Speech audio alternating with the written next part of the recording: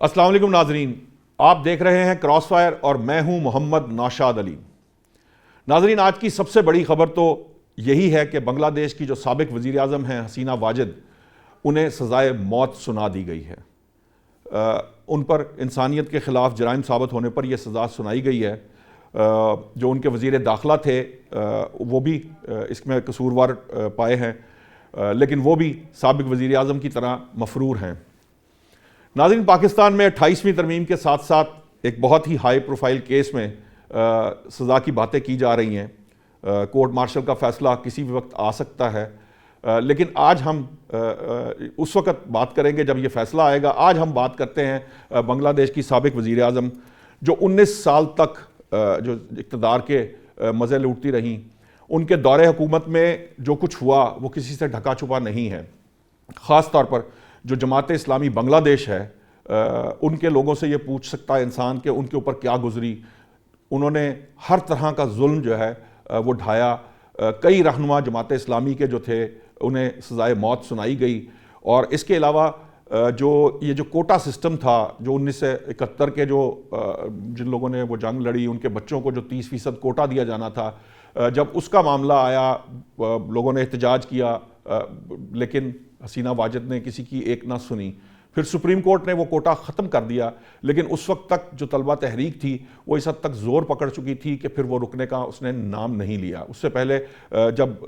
جو حسینہ واجد کی انتظامیہ ہے، جو ان کے لوگ ہیں، انہوں نے ظلم و ستم اس طرح سے ڈھایا کہ 200 کے قریب جو افراد تھے وہ شہید ہو چکے تھے اس پوری تحریک کے اندر، جس کی وجہ سے وہ تحریک جو ہے وہ سول نافرمانی میں بدلتی چلی گئی۔ اور ایک وقت آیا سینکڑوں لوگ شہادتیں ہوئیں، اسٹوڈنٹس جو تھے انہوں نے سینے پر گولیاں کھائیں، اور ایک وقت پھر ایسا آیا کہ جو حسینہ واجد ہیں انہیں مستعفی ہونا پڑا۔ نہ صرف مستعفی ہونا پڑا بلکہ ملک سے فرار بھی اختیار کرنا پڑا۔ وہ بھارت جا کر بیٹھ گئیں، اور جو اس وقت سچویشن ہے وہاں پر جو بھارت نواز حکومت تھی وہ ختم کر دی گئی ہے۔ جو پاکستان مخالف حسینہ واجد کی حکومت تھی وہ بھی ختم ہو چکی ہے۔ اب وہاں پر جو حالات ہیں وہ بالکل بدل چکے ہیں۔ وہاں پر اب نئے جو اسٹوڈنٹ یونین کے انتخابات ہوں یا ڈفرینٹ طرح کے انتخابات، ان میں نتائج بالکل الٹ آ رہے ہیں۔ تو بہت سارے لوگ، بہت سارے تجزیہ نگار یہ بات کہتے ہیں کہ جو فورس کے ساتھ، جو طاقت کے ساتھ وہاں پر جو بیانیہ پاکستان مخالف ترتیب دیا گیا تھا وہ زمین بوس ہو چکا ہے۔ یہی وجہ ہے کہ پاکستان اور بنگلہ دیش کے درمیان تعلقات تیزی سے بحال ہو رہے ہیں، اور آپ نے دیکھا کہ جو اس وقت سچویشن ہے وہ اس طرح کی ہے کہ جو بھارت میں بیٹھ کر جو حسینہ واجد ہیں، جب ان کو یہ سزا سنائی جانی تھی اس سے پہلے ہی انہوں نے یہ کہنا شروع کر دیا کہ ہم ہر طرح کا حساب لیں گے۔ اب وہ حساب لے پاتی ہیں یا نہیں لے پاتی، ان تمام معاملات پر بات کرنے کے لیے میرے ساتھ اس وقت اسٹوڈیوز میں موجود ہیں میاں عبدالوحید صاحب۔ پرانے سیاستدان ہیں، میں تقریباً کچھ 3 دہائیوں سے میاں صاحب کو جانتا ہوں۔ انہوں نے گراس روٹ لیول پر پالیٹکس کی، یہ بڑے درینہ ساتھی رہے مسلم لیگ نون کے، میاں نواز شریف صاحب کے بھی، اور ڈاکٹر سعید الہی بھی جو ہیں وہ بھی کسی سے، مطلب آپ کو پتہ ہی ہے، اب سارے جانتے ہیں کہ سیاست میں بڑا نام ہے۔ ہلال احمر میں بھی اپنی خدمات سر انجام دیتے رہے ہیں۔ مونس الہی صاحب کو کاف لیگ کے جو چودھری پرویز الہی کے صاحبزادے ہیں انہیں بھی ہرا کر جو صوبائی اسمبلی منتخب ہوئے۔ تو میں ڈاکٹر صاحب آپ کی طرف آؤں گا۔ پہلے میں یہ پوچھنا چاہتا ہوں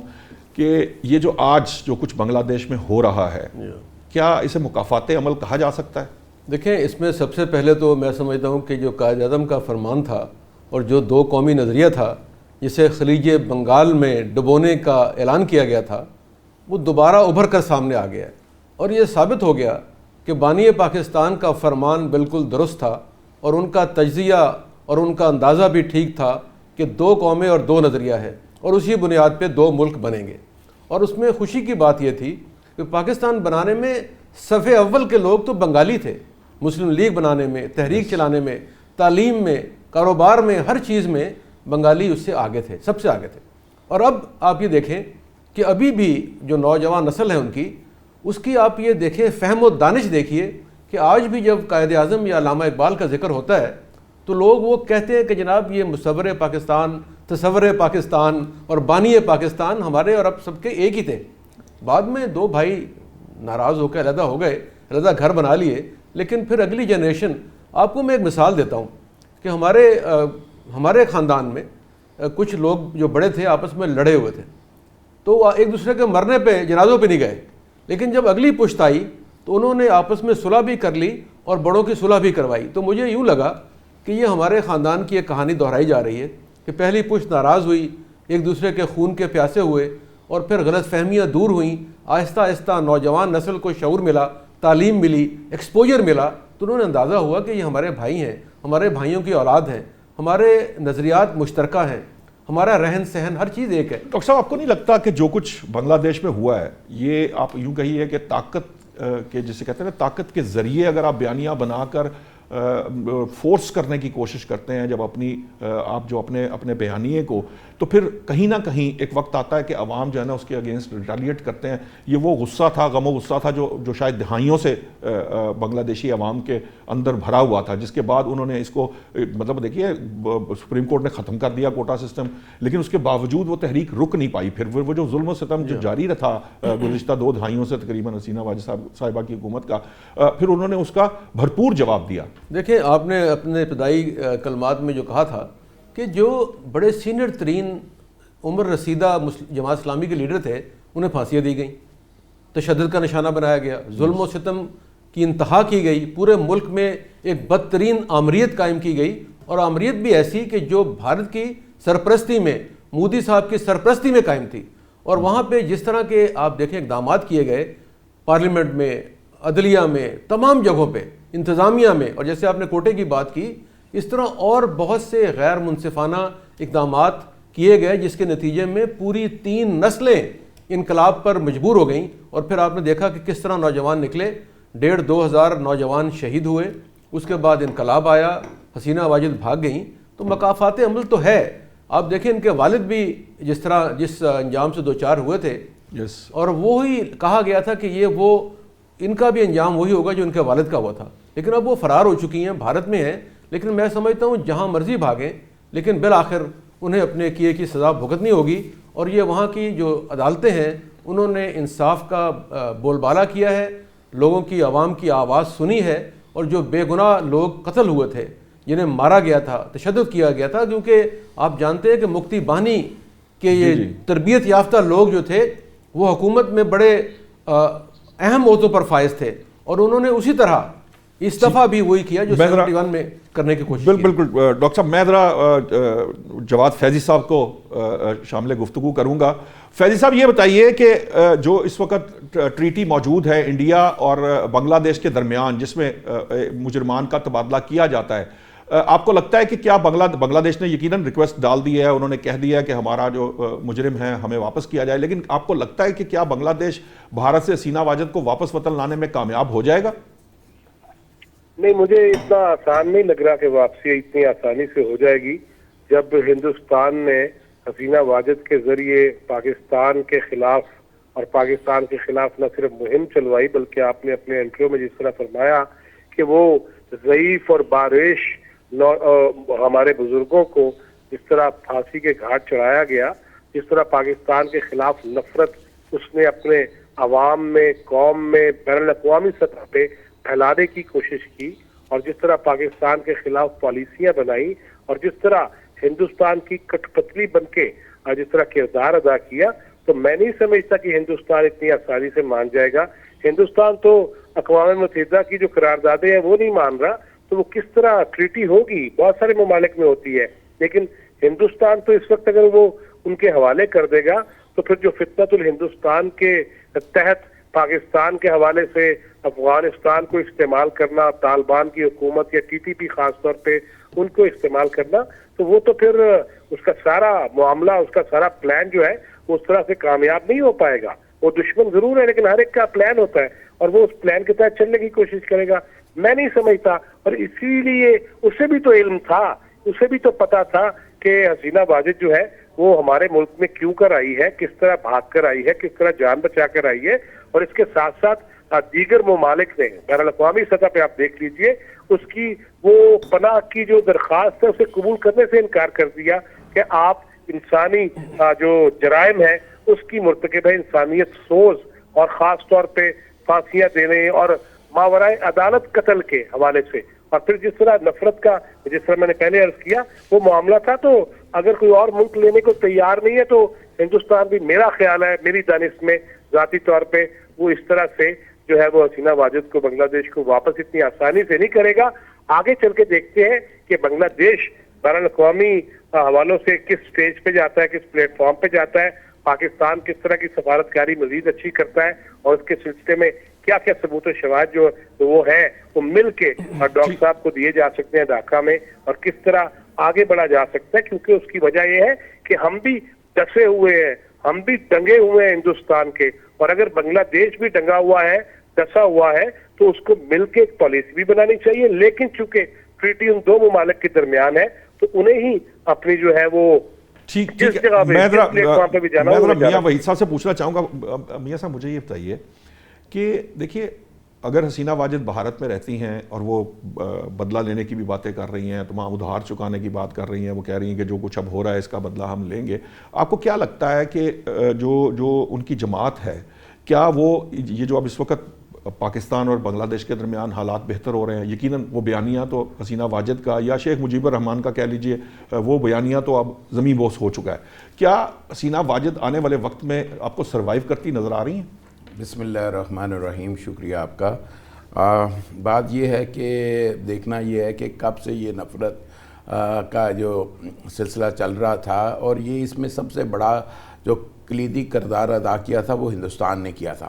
یہ قیام پاکستان سے لے کر اور آج تک دیکھیں تو انڈیا نے ایک دن بھی اسپیئر نہیں کیا بنگلہ دیش کو کہ پاکستان کے متعلق نفرت انگیز خبریں، نفرت انگیز بیانات، اور پھر ان کے درمیان ان کی ایجنسیوں نے اور را نے جس طرح سے یہ کام کیا، اور یہ ایک بڑی پلاننگ کے ساتھ انہوں نے کیا، دو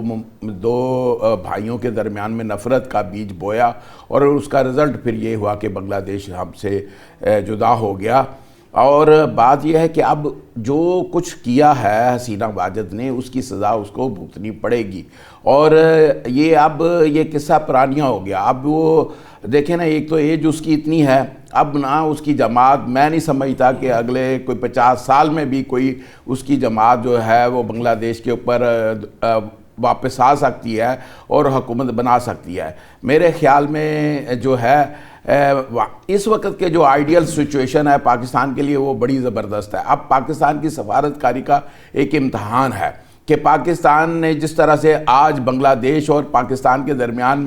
میں نے تو اتنے زبردست تعلقات کبھی بھی نہیں دیکھے پاکستان اور بنگلہ دیش کے جو آج ہے یہ الحمدللہ۔ اور آج کی جو خارجہ پالیسی ہے پاکستان کی، میں اس کو ضرور دل کی اتھاہ گہرائیوں سے سلوٹ پیش کروں گا کہ پاکستان کی کبھی بھی خارجہ پالیسی ایسی نہیں رہی۔ یہ دیکھیں نا، جب قوم یونائٹ ہوئی اور قوم نے جس طرح سے یہ ہماری بہادر فوج نے جس طرح سے پوری دنیا میں داغ بٹھائی، اور اس کے بعد سے پھر آپ کی خارجہ پالیسی کا منہ بولتا یہ ثبوت ہے کہ آج ایران کے ساتھ، آج افغانستان کے ساتھ سوائے چھوڑ کے آج وہ افغانستان میں یہ بیج بو رہا ہے جو بنگلہ دیش میں۔ میں یہ اسی طرف آنا چاہ رہا ہوں، میں ڈاکٹر سعید سے ڈاکٹر صاحب دیکھیے، بات یہ درست ہے کہ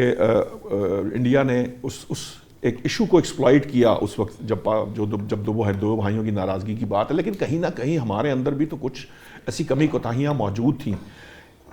یہ جو میاں صاحب نے اشارہ کیا ہے کہ آج وہ افغانستان کو پاکستان کے خلاف پراکسی کے طور پر استعمال کرنے کی کوشش کر رہا ہے، یہ جو انڈیا کا رول ہے، انڈیا کا کردار ہے، جو ہم بطور حکومت، پاکستان کی جو حکومت ہے، وہ اس کو کس طرح سے کرٹیل کر سکتی ہے، اور اس کو کس طرح سے انڈیا کو جو ہے وہ ان چیزوں سے، ان جو بنیے کی سازشیں ہیں، اس سے پیچھے ہٹا سکتی ہے؟ دیکھیں، بھارت جو ہے وہ روز اول سے پاکستان کو تسلیم نہیں کرتا، اور آپ جانتے ہیں کہ ان کے تمام لیڈرشپ یہی کہتی رہی ہے کہ ہم دوبارہ یونائٹ ہوں گے۔ تو ان کا جو اکھنڈ بھارت کا ایک خواب ہے، جو موجودہ حکومت ہے اس کا تو یہ منشور بھی یہی ہے، اور وہ اکھنڈ بھارت میں پاکستان نہیں بلکہ 5-6 اور ممالک بھی شامل ہیں۔ تو میرا خیال ہے وہ ہم کو کی جنت میں رہتے ہیں۔ اور جیسے آپ نے کہا کرٹیل کرنے کے لیے، جیسے ابھی ہمارے دوست نے بھی کہا کہ پاکستان کی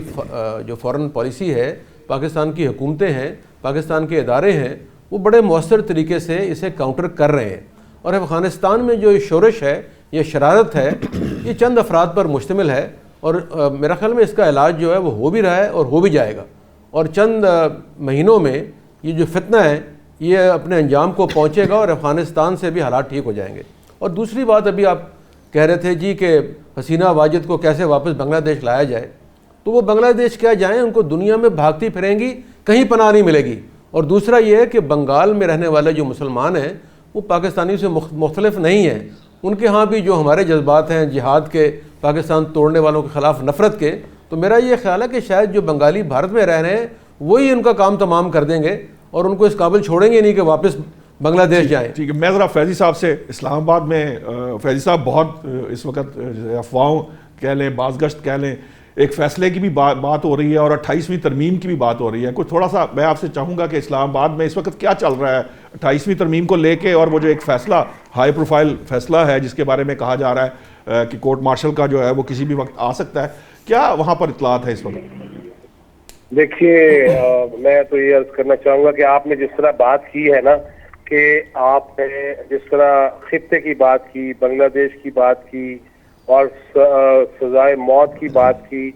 میں تو معاملات کو اگر بڑا ہی ذمہ داری کے ساتھ ادا کرنا چاہوں تو مجھے اس طرف بھی ایسے ہی معاملات نظر آ رہے ہیں۔ اس کی وجہ کہ یہاں پہ بھی بغاوت پہ اکسایا گیا، یہاں پہ بھی پروپیگنڈاز کیے گئے، یہاں پہ بھی فیک نیوز چلائی گئیں، یہاں پہ بھی بہت سارے معاملات ایسے ہوئے، ملک کی اینٹ سے اینٹ بجانے کی کوشش ناپاک کی گئی، یہاں پہ شہداء کی بے توقیری کی گئی، تضحیک کی گئی، توہین کی گئی، بیرون ملک خط لکھے گئے، ڈیفالٹ کرانے کی باتیں کی گئیں، اس کے بارے میں آڈیوز ہمارے سامنے موجود ہیں، خطوط ہمارے سامنے موجود ہیں۔ پھر انہی کے لخت جگر امریکہ میں بیٹھ کے ایک طرف تو فیلڈ مارشل کا اور ہمارے پرائم منسٹر کا فتیج المثال استقبال ہو رہا ہو اور دوسری طرف پاکستان کے خلاف جا کے پھر مہم چلائی جائے، یہ ساری چیزیں ہیں۔ اب میں آپ سے چھوٹی سی بات عرض کروں گا۔ Yesterday I was in Chakwal, اور جب میں نے خبریں دیکھیں کہ چکوال اب خاص مقصد کے لیے گئے لگتے ہیں۔ نہیں، میں اسی لیے گیا کہ وہاں پہ ایک بورڈ لگا ہوا تھا، سچی جو بات ہے، ایک بورڈ لگا ہوا تھا کہ project initiated and directed by general Faiz Hamid. تو میں نے تو اس پہ کھڑے ہو کے فاتحہ پڑھی ہے، وہ سوشل میڈیا پہ بھی بڑی گردش کر رہی ہے کہ وہ تو پروجیکٹ گیا اور اس کی تو فاتح ہی ہو سکتی ہے۔ اسی تناظر میں گیا تھا کہ ادھر حسینہ واجد کا فیصلہ آنا ہے، ادھر کورٹ مارشل کا فیصلہ آنا ہے، اور وہ ایک آدھ دن میں نہیں تو 2-4 دنوں میں آ جائے گا، اور یہ طے ہے، اور یہ طے ہے اسمگلنگ کا معاملہ ہو تو تب بھی میرے فیلڈ مارشل نے اپنے ہی ادارے کے کئی لوگوں کو فارغ کر دیا جو اس میں انوالو پائے گئے۔ اسی طرح اس ملک کے اندر آگ لگانے میں، اس ملک کے اندر کچھ ایسے کلبز کے اندر سے خواتین کو تیار کر کے انہیں روحانی بنانا، پھر ریاست مدینہ کا نام لینا، پھر اصل ریاست مدینہ میں پاکستانی وفد کی اس پہ حملہ آور ہونا اور توہین حرم مدینہ کرنا، یہ ساری چیزیں مل جل کے قوانین کے حساب سے بھی اور قانون قدرت کے حوالے سے بھی یہ چیزیں سامنے آنی ہیں۔ اور اصل ڈر یہاں پہ یہی پڑا ہوا ہے، اسی لیے جناب جنید اکبر ایک طرف جو جذبات فیخپا کر رہے تھے اور ایک طرف جو ہے وہ سہیل آفریدی کھڑے ہو کے نوجوانوں کے جذبات ابھار رہے تھے۔ لہذا یہی وجہ ہے جس طرح حسینہ واجد نے فیصلے سے پہلے کہہ دیا انتقام لیا جائے گا، لہذا اسی طرح یہاں پہ بھی ایسی ہی باتیں ہوئی تھی۔ وہ 26 نومبر ہو، وہ لاشوں کی باتیں ہوں، وہ ہزاروں لاشیں ہوں، اور بین الاقوامی ادارے بھی دیکھتے رہے، ڈھونڈتے رہے، اور محترمہ جنہیں فیض حمید صاحب جو ہے وہ پھونکے بتایا کرتے تھے اور ورد بتایا کرتے تھے اپنے لوگوں کے ذریعے، وہ بھی غائب ہو گئی۔ لہذا یہ سارے معاملات ادھر ہی جا رہے ہیں، آپ بالکل صحیح جا رہے ہیں، لیکن ہم کھل کے تب تک اس پہ بات نہیں کرنی چاہیے۔ فیض صاحب اب آپ کا پوائنٹ آ گیا، مجھے بریک کا کہا جا رہا، آپ ہمارے ساتھ رہیے گا۔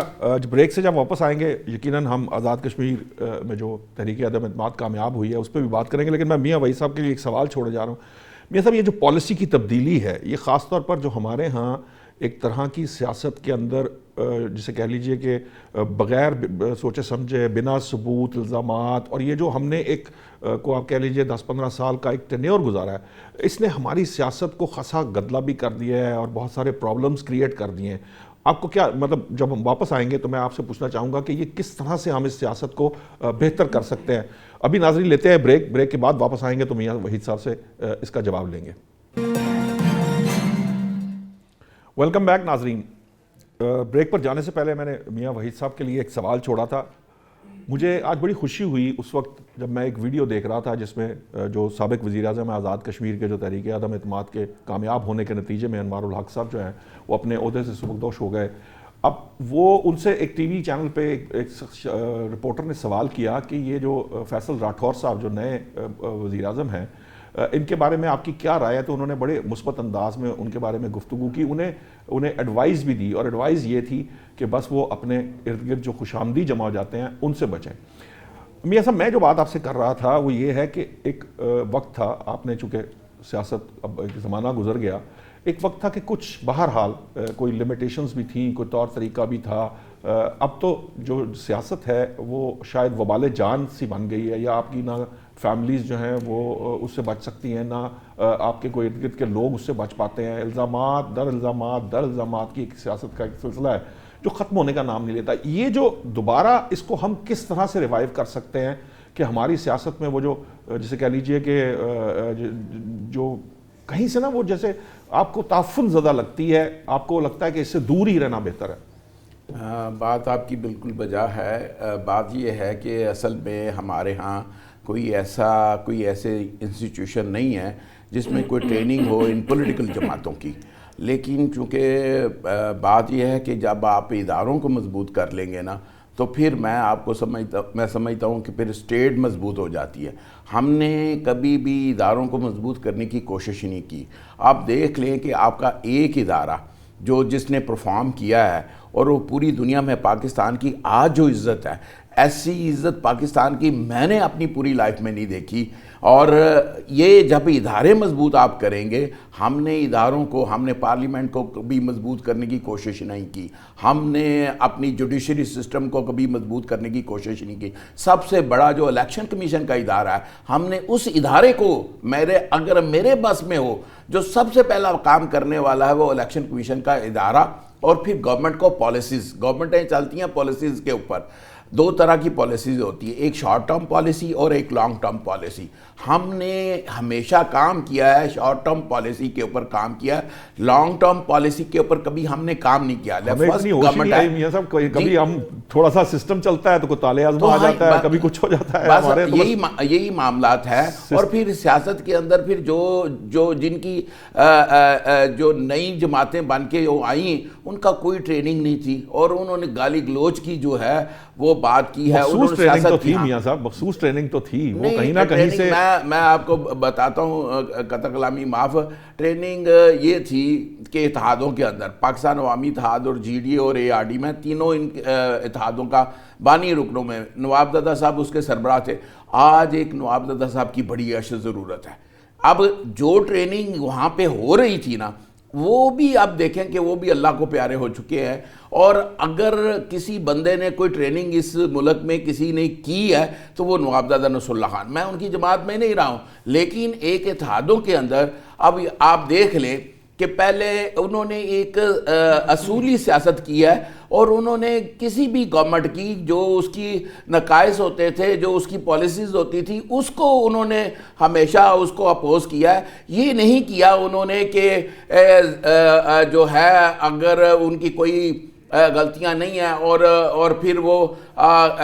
تنقید برائے تنقید نہیں خالی انہوں نے. میں آخری بات کر کے نا, بات یہ ہے کہ انہوں نے دیکھیں کہ ایک وقت تھا نواز شریف صاحب کی گورنمنٹ تھی جب نواز ہٹاؤ ملک بچاؤ تحریک چلائی, اور پھر انہوں نے ریکویسٹ کی نواب دادا صاحب کو کہ اب ہماری گورنمنٹ چلی گئی, اب ہماری بھی آپ سرپرستی کریں. اور پھر یہی ہوا کہ اور پھر نواب دادا صاحب نے کیا, اور پھر بہت ساری جماعتوں نے اختلاف بھی کیا نواب دادا صاحب کے ساتھ, لیکن وہ اصولی اس پہ ڈٹے رہے. اور پھر آپ دیکھ لیں کہ لیفٹ کی اور رائٹ کی جماعتوں کو انہوں نے بٹھایا. جب یہ ٹریننگ سیشن آپ کا رہے گا, جب یہ پوائنٹ آ گیا آپ کا, پھر اس کے بعد پھر انشاءاللہ العزیز آپ کے ملک میں حالات آپ کے میں چاہوں گا ڈاکٹر صاحب یہ بہت شارٹ سا پریسائز سا اپنا اس پہ ضرور رائے دیجیے گا کہ کیا ہونا چاہیے, کیا کیا جانا چاہیے ان حالات کے اندر. لیکن یہ بتائیں کہ یہ 6 ماہ کے لیے جو تحریک عدم اعتماد لا کر آزاد کشمیر میں حکومت پیپلز پارٹی نے لی ہے, آپ کو کیا لگتا ہے کہ اس سے کیا پیپلز پارٹی کو فائدہ حاصل ہوگا؟ اگر نون لیگ کے مطالبے کے مطابق اگر وہ نئے الیکشن میں جاتے وہ زیادہ بہتر چوائس نہ ہوتی؟ دیکھیں یہ تو انہوں نے فیصلہ کیا ہے, وہی جواب دے سکتے ہیں کہ بہتر ہے یا نہیں ہے, لیکن اگر میری رائے اگر آپ لیتے ہیں تو میری رائے میں دو چیزیں ہیں. ایک تو یہ کہ زرداری صاحب جو ہیں وہ آپ پتہ ہے کہ بڑے ماہر سیاستدان ہیں, زیرک ہیں, شاطر ہیں اور موقع سے فائدہ اٹھاتے ہیں. اور آپ یہ جانتے ہیں کہ چھوٹے جو علاقے ہیں گلگت بلتستان یا آزاد کشمیر, وہاں پہ جس کی حکومت ہو نارملی وہی دوبارہ جیتتے اور میدان میں آتے ہیں. اور اگلا مرحلہ یہ ہے کہ جو اس وقت فنڈز ہیں وہ ڈیولپمنٹ فنڈز اب ریلیز ہو رہے ہیں جو پہلے نہیں ہوئے تھے, اور ان کی تعداد خاصی زیادہ ہے. تو اس میں وہاں پہ یہ ہوتا ہے کہ ممبران اور جو ڈیولپنگ ایریاز ہیں وہاں پہ ایون آپ دیکھیں جو تحریکیں بھی چلتی ہیں نا, ان کے لیڈرز بھی جب آخر پہ آ کے طے کرتے ہیں معاملات تو وہ مالی معاملات پہ طے ہوتے ہیں. تو اس میں یہ نظریات یا حقوق یہ صرف ایک پردہ ہوتا ہے, اس کے پیچھے اپنا ایجنڈا ہوتا ہے. تو میرا یہ خیال ہے کہ اس کے 3 بڑی وجوہات ہیں. ایک تو فنڈز کی جو ترسیل ہے اس کو خرچ کرنا ہے 6 ماہ میں. دوسرا جو حکومت وہاں موجود ہوگی وہ اگلے الیکشن جیتنے میں اپنے امیدواروں کو جتانے میں بڑی انفلوئنشل ہوگی اور اس کا بڑا اثر ہوگا. اور تیسرا یہ ہے کہ میرا خیال میں جو مختلف چیزیں چل رہی ہیں اس وقت سیاست میں, اس میں لین دین, ایڈجسٹمنٹ, سیٹلمنٹ, افہام و تفہیم, تسلسل, یہ وہ الفاظ ہیں جس کی وجہ سے یہ سارا نظام ایک دوسرے سے جڑا ہوا ہے اور رواں دواں ہے. ٹھیک. فیض صاحب مجھے یہ بتائیے کہ ڈاکٹر سعید اللہ کی بات آپ نے سنی, فنڈز کا معاملہ ہے یا وہاں پہ جو گورننس کا ایشو چل رہا تھا جس کی بنیاد پہ, کیونکہ جو فیصل راٹھور صاحب ہیں وہ ان مذاکرات کو لیڈ کرتے رہے جو وہاں کے مظاہرین کے ساتھ انہوں نے کیے, تو ان کے تمام مطالبات تسلیم بھی کیے گئے, جس سے یہ اس بات کا اندازہ بھی ہوتا ہے کہ وہاں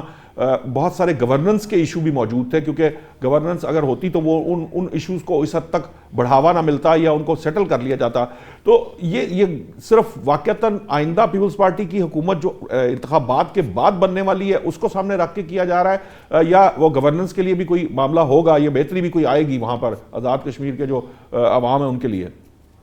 دیکھیے ویسے تو میرے بھائی سعید الہی صاحب نے بڑا جامع اور مختصر لیکن مفصل بھی اسے کہا جا سکتا ہے انورٹڈ کاماز کے ہر بات کر دی. لیکن اصل مسئلہ یہ تھا کہ آخر 6 مہینے کی ضرورت کیوں پڑی وہ بھی انہوں نے بتا دیا. مگر یہ کیا وجہ بنی کہ جب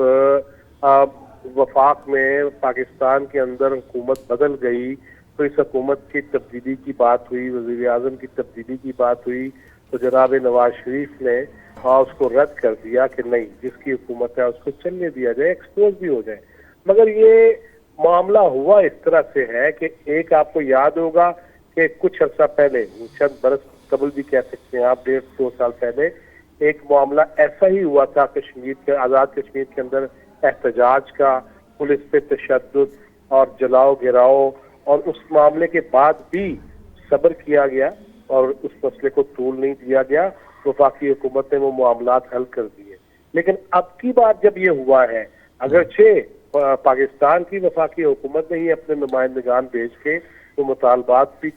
جو ہے وہ قبول و منظور کر لیے, ان کے مسائل حل کرنے کی یقین دہانی نہیں کرا دی. یہاں پہ آتا ہے وہ پردہ جو ڈاکٹر سعید الہی صاحب کہہ رہے تھے کہ جب مبینہ طور پر کھرا وزیر اعظم جو تھا اس کی طرف چلا گیا اور انہی اشخاص کی طرف, انہی شخصیات کی طرف چلا گیا, تو تب جا کے پھر یہ فیصلہ ہوا کہ اب انف از انف. اب یہ چیزیں نہیں ہو سکتی کہ ایک طرف ہم جشن فتح مارکا منا رہے ہوں اور دوسری طرف ہماری انتخابات کی طرف کیوں نہیں آزاد کشمیر کی جا رہی ہوں. جہاں تک الیکشن کی بات ہے there is no doubt about it, جس کی حکومت ہوتی ہے. میں آج ایک چھوٹی سی اپنی تجزیاتی خبر دے رہا ہوں, خبر نہیں تجزیہ پیش کر رہا ہوں کہ میرا خیال ہے کہ اگر پاکستان پیپلز پارٹی نے آزاد کشمیر یا جی بی کے اندر اپنی حکومتیں بنانے کی بات کر کے یہ منوا لیا ہے تو پھر اس کا مطلب ہے کہ آئندہ مرکز میں حکومت پھر نون لیگ کی مجھے نظر آ رہی ہے. میاں صاحب یہ جو ویسے تو روایتی طور پر کہا جاتا ہے کہ وفاق میں جس کی حکومت ہوتی ہے یوزلی گلگت بلتستان یا آزاد کشمیر میں انہی کی حکومت ہوتی ہے. یہ جو اب لے دے والا معاملہ ہے جس کی بات کر رہے ہیں فیضی صاحب, کیا یہ آئندہ کسی حکومت مرکز میں جو نون لیگ کی حکومت کی بات ہے اس کی بات ہے, یا واقعتاً یہ صرف فنڈز کی حد تک معاملہ ہے, یا پیپلز پارٹی اپنا پورا زور لگائے گی آئندہ جو ہے وہ اے جے کے میں حکومت بنانے کے لیے؟ جی میاں صاحب. جی بات یہ ہے کہ اس وقت دیکھنا یہ چاہیے کہ آپ کو کہ انڈیا کیا کر رہا ہے آپ کے لیے. کشمیر کے اندر ایک نفرت کا بیج انڈیا بھی بو رہا ہے اس کے لیے، اور اس میں ہماری ایجنسیاں بڑی جو متحرک ہے، اور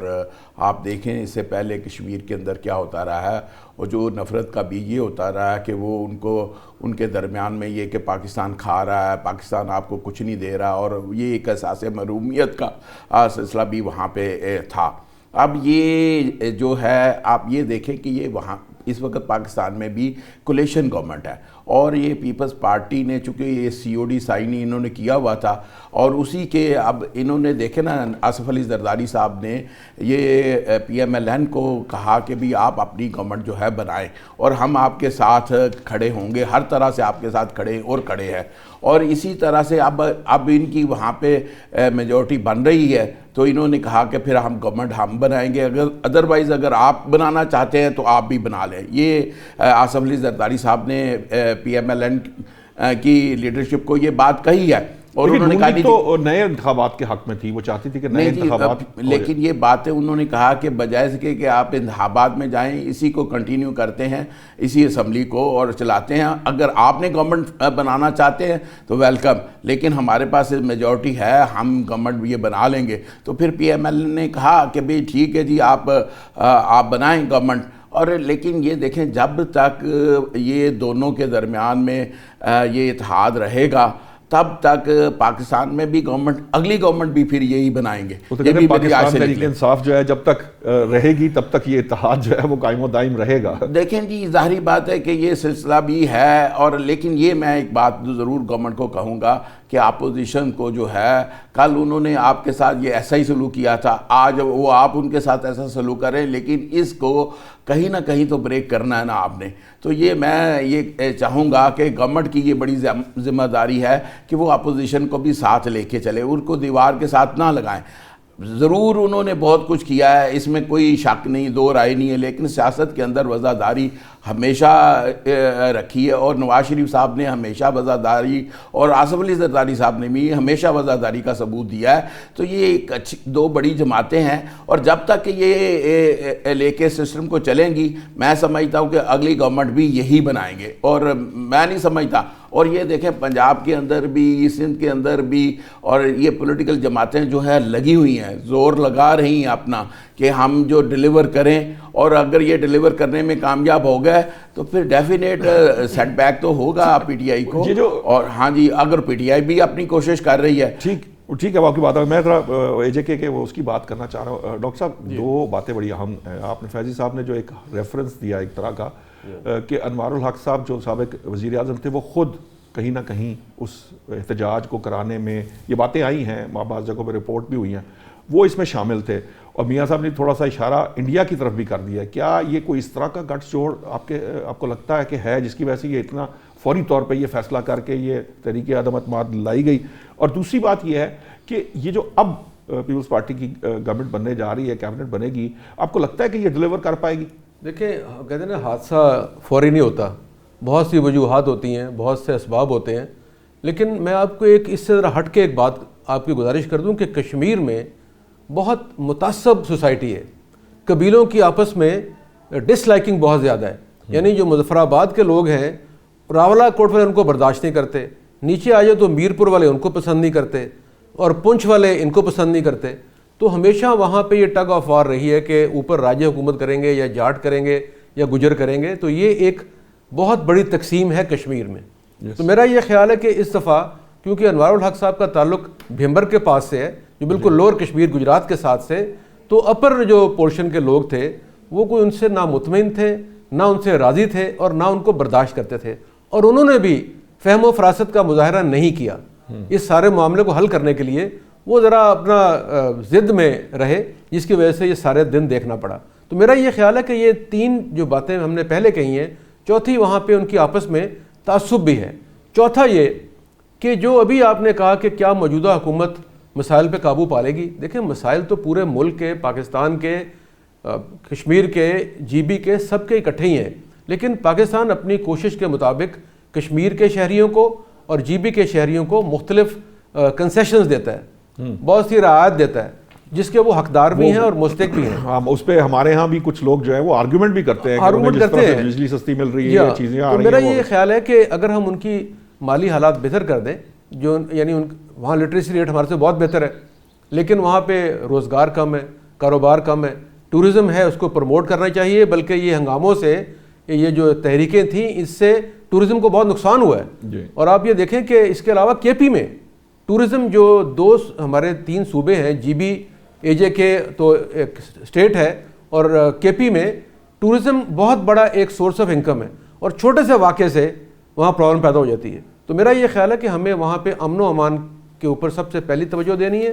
اور جو لوگ ناراض ہیں, دیکھیں 2 باتیں ہیں. ایک وہ ہے جو حق کی بات کر رہے ہیں, مطالبے کی بات کر رہے ہیں اور تمیز اور تہذیب سے کر رہے ہیں. ان کے ساتھ بات چیت کرنا, ان کے مطالبے ماننا ہمارا فرض ہے اور کشمیر گورنمنٹ کا بھی فرض ہے. لیکن اگر وہاں کوئی بیٹھ کے اگر میرے ملک کو گالی نکالے گا تو وہ قابل وافی نہیں ہے. ٹھیک, اگر وہ کہے گا جی کہ پاکستان کے خلاف نعرے لگائے گا تو اسے کیفر کردار تک پہنچایا جائے. ٹھیک بات. فیض صاحب, یہ جو یہی سوال ایک طرح سے آپ کے سامنے بھی رکھ رہا ہوں کہ آپ کو لگتا ہے کہ یہ 6 ماہ کی جو حکومت, یہ چوتھے وزیر اعظم آئے ہیں,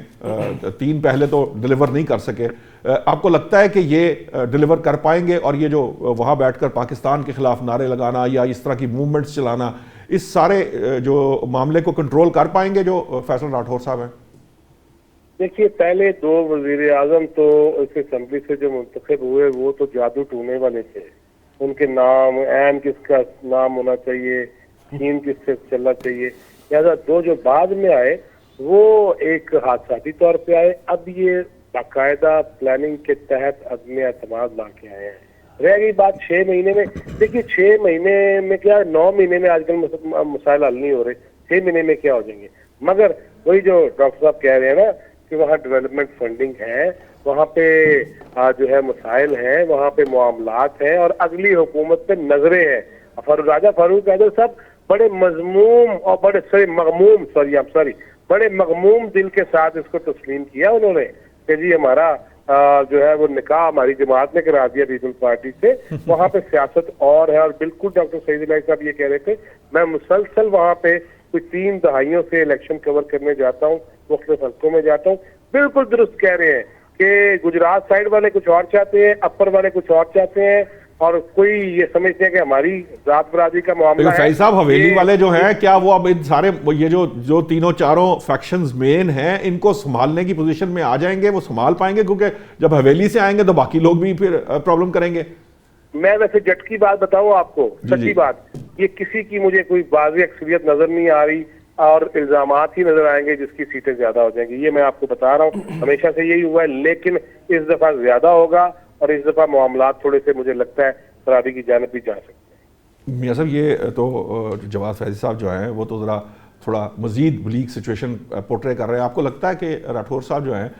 وہ ان کا تعلق حویلی سے ہے, اور پھر وہ جو یہ سارے معاملات ہیں اس کو ڈیل کر پائیں گے جس طرح کے متعصب قسم کی پالیٹکس کی بات ڈاکٹر صاحب نے کی ہے؟ دیکھیں نا جی, میں نے پہلے عرض کیا نا کہ پاکستان میں کولیشن گورنمنٹ ہے, اور جب کولیشن گورنمنٹ ہے تو ڈیفینیٹ کشمیر کے اندر بھی اس کے ثمرات ملیں گے. اور میں سمجھتا ہوں کہ یہ جو کنٹینیو کریں گے, اور پھر اگلی گورنمنٹ بھی یہی بنائیں گے, اور پاکستان کے اندر بھی اگلی گورنمنٹ, میری آج سے اس فقیر کی بات سن لیجئے, اگلی گورنمنٹ بھی کولیشن گورنمنٹ ہوگی, اور پھر اسی طرح ہی پیپلز پارٹی اور اتحادی جماعتیں اور پی ایم ایل این یہ مل کے ہی اگلی گورنمنٹ بھی بنائیں گے. اور یہ مرکز کی بات کر رہے ہیں, مرکز کی بھی, پاکستان کی بھی بات کر رہا ہوں, تو اے جے کے کی بھی بات کر رہا ہوں, اور اس میں بھی یہی سسٹم چلے گا, اور میں سمجھتا ہوں کہ یہ ڈیلیور کر جائیں گے, کیونکہ اس میں کھینچا تانی نہیں رہے گی. آپ نے دیکھا نا, کھینچا تانی رہی تو پھر یہ رزلٹس نکلے آپ کے, اگر کھینچا تانی نہیں ہوگی. شارٹ سا کمنٹ ڈاکٹر صاحب, یہ جو مرکز میں حکومت بنانے کا, یہ وہ لیڈ بائی پیپلز پارٹی ہوگی یا لیڈ بائی نون لیگ ہوگی؟ جو سچویشن آپ کے سامنے ہے, کیا آپ دیکھ رہے ہیں؟ جیسے پہلے کہا گیا کہ اب حکومتیں ساری الائنس سے ہی بنیں گی, اور بہت جلد پی ٹی آئی بھی اس الائنس میں شامل ہو جائے گی. ٹھیک, فیض صاحب آپ بتائیے, آپ کس طرح سے دیکھ رہے ہیں آئندہ کی کسی حکومت کو جو مرکز میں بنے گی, اور جس قسم کا سیٹ اپ اب ہمارے ہاں ڈیزائن کیا جا رہا ہے, اس کے اندر یہ اسی طرح کا کولیشن ہی آگے چلے گا؟ دیکھیں, میں نے تو پہلے یہ کہا تھا کہ اگر وہاں یہ معاملات منوائے گئے ہیں تو یہاں پہ بھی منوائے جائیں گے, اور یہ بات بالکل ٹھیک کہہ رہے ہیں میرے دونوں دوست کہ آگے چل کر دیکھیے مسائل اس قسم کے ہیں، ہمیں جس گرداب میں پھنسا دیا گیا ہے وہ ہے ہی اس قسم کے کہ مل کے چلنا پڑے گا، میری تیری نہیں ہوگی، ہماری ہوگی، ہمارا پاکستان ہوگا، ہمارے معاملات ہوں گے، ہماری پالیسیز ہوں گی، ہماری معاشیات ہوں گی، ہماری سیاسیات ہوں گی، اور ہماری عبادات بھی ہوں گی. یہ بھی سن لیں، اگر اس طرف بھی کوئی نہیں آئے گا نا، کوئی فتنہ پھیلانا چاہے گا، اس کے بارے میں بھی زیرو ٹالرنس کا طے کر دیا گیا ہے. پاکستان کو آگے بڑھنا ہے، پاکستان کو باعزت مقام مگر چاہیے، ان سب کو ایک جگہ پہ آنا پڑے گا. میں آج ہی آخری بات یہ کہنا چاہتا ہوں کہ علماء سے اور میڈیا سے بھی یہ درخواست کرتا ہوں کہ وَاعْتَصِمُوا بِحَبْلِ اللَّهِ جَمِيعًا وَلَا تَفَرَّقُوا. یہ کہتے کہتے آپ بھی خطبے دے رہے ہیں کہ یہ چھوڑنا پڑے گا. حب الوطنی شطر الایمان، وطن سے محبت ایمان کا حصہ ہے. جو اس دائرے سے باہر نکل جائے گا. اور میں ایک اور بھی بات، مجھے نواب نصر اللہ صاحب کا بھی ذکر ہوا، مجھے بڑی چیزیں یاد آ گئی. ایک شعر کی صورت میں نواب نصر اللہ مرحوم ہر تقریر میں ایک شعر پڑھا کرتے تھے کہ سمجھ میں نقطہ توحید آ تو سکتا ہے، تیرے ذہن میں ہی بت خانہ ہو تو کیا کہیے. ایک نقطے پہ آنا ہوگا. ٹھیک ہے، بہت شکریہ فیض صاحب، ڈاکٹر سعید الہی صاحب، میاں بھائی صاحب. لیکن آج ہمارے ایک سینئر کالمسٹ دوست نے لکھا ہے کہ یہ جو جمہوریت ہے یہ ایک لت ہے، اور یہ لت ہمیں لگ چکی ہے. اب دیکھنا یہ ہے کہ کیا ہم اس لت سے پیچھا چھڑا پائیں گے، یا جس قسم کی حکومت کی بات فیضی صاحب یا ہمارے دوست کر رہے ہیں جو یقیناً پاکستان کے لیے بہتری لائے، کیا وہ ہم بنانے میں کامیاب رہیں گے؟ یہ سسٹم اسی طرح آگے بڑھے گا یا اس کی راہ میں کچھ رکاوٹیں آئیں گی؟ مجھے اجازت دیجیے، کل انشاءاللہ پھر آپ سے ملاقات ہوگی. اللہ نگہبان.